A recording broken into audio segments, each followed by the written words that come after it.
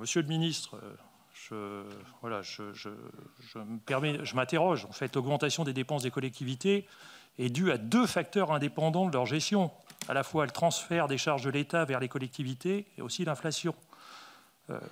Affirmer que les dépenses de l'État dérapent à cause des collectivités territoriales est non seulement infondé, mais si vous me permettez, je crois que c'est même malhonnête, car les collectivités contribuent depuis des années à l'amélioration des comptes publics, contrairement à l'État qui connaît un dérapage structurel de ses dépenses.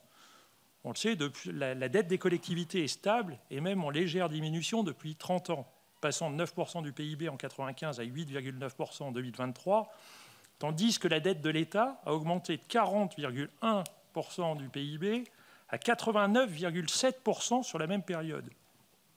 Vous savez, Monsieur le ministre, je vous le rappelle, à la différence de l'État, les collectivités sont tenues de respecter la règle d'or qui les empêche d'emprunter pour financer leurs dépenses de fonctionnement. Avec 1 000 milliards d'euros de dettes, mais j'ai compris que pour vous, on était plutôt à 350, de dettes supplémentaires en 6 ans.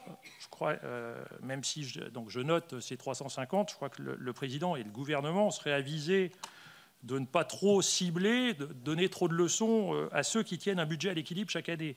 Donc ma question est très simple, Monsieur le ministre. Dans ce contexte, et notamment dans le cadre de cette mission d'information, est-il honnête de blâmer les collectivités territoriales pour le dérapage de l'État, des dépenses de l'État? Et je rajouterai, est-ce que vous avez la capacité également de chiffrer les décisions qu'a prises l'État qui ont eu une incidence directe sur le budget des collectivités? Et je pense notamment à la revalorisation du point d'indice.